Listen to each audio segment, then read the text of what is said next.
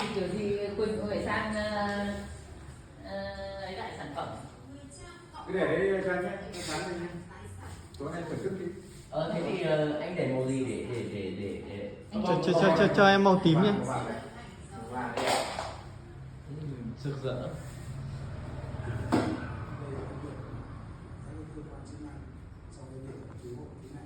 Tiến đây phải ghi cái chụp đấy nó được.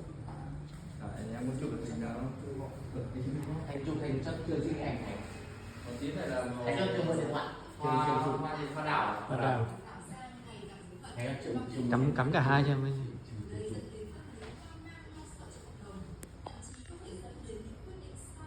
Đúng hoa đào nhỉ? Ở đây thì người ta sinh hoa, ngồi xuống chim nữa đây kìa, xin nhìn đó. Cho em màu này.